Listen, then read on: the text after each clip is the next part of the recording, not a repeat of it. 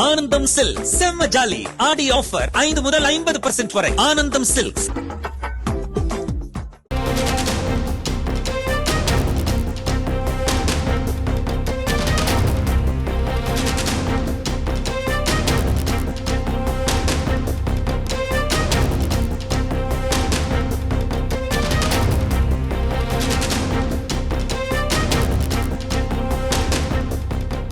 அதிக கமிஷன் கேட்டு பணிகள் நிறுத்தம், ஒப்பந்த நிறுவன ஊழியர்கள் மீது தாக்குதல் என்ற புகாரின் எதிரொலியாக சென்னை மாநகராட்சி கவுன்சிலர்களுக்கு மாநகராட்சி மற்றும் குடிநீர் வழங்கல் துறை வாரியம் சார்பில் விளக்கம் கேட்டு நோட்டீஸ் அனுப்பியிருப்பதாக தகவல் வெளியாகியிருக்கிறது.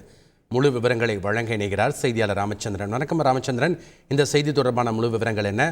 அந்த விளக்கம் கேட்டு நோட்டீஸ் வழங்கப்பட்டதில் என்னென்ன விஷயங்கள் குறிப்பிடப்பட்டிருக்கு? வணக்கம். சென்னை மாநகராட்சியில் திட்டப் பணிகளுக்கு தொடர்ந்து இடையூறு ஏற்படுத்துவதாக கூறி திமுக மற்றும் அதிமுகவை சேர்ந்த 5 கவுன்சிலர்கள் நகராட்சி நிர்வாகத்துறை முதன்மை செயலாளர் நோட்டீஸ் வழங்கியுள்ளதாக தகவல் வெளியாகியுள்ளது.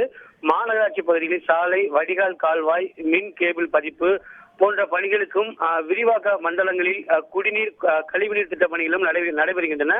இதில் அதிக கமிஷன் கேட்டு பணிகள் நிறுத்தியது, ஒப்பந்த நிறுவன ஊழியர்கள் மீது தாக்குதல் ஏற்படுத்தியது, அதிகாரிகளை தரக்குறைவாக பேசியது போன்ற புகார்கள் 5 கவுன்சிலர்கள் மீது குற்றச்சாட்டு எழுந்துள்ளது.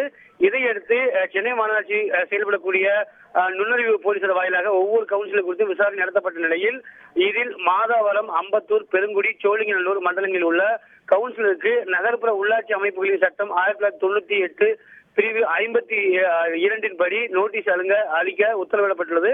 4 திமுக கவுன்சிலும் 1 அதிமுக கவுன்சிலும் இதில் அடங்கும் என்றும் அறிவிக்கப்பட்டுள்ளது. அது மட்டுமல்லாமல் நகராட்சி நிர்வாகம் மற்றும் குடிநீர் வழங்கல் துறை முதன்மை செயலாளர் திரு கார்த்திகேயன் நோட்டீஸ் வழங்கியுள்ளதாக இந்த தகவல் வாயிலாக தெரிவிக்கப்பட்டுள்ளது.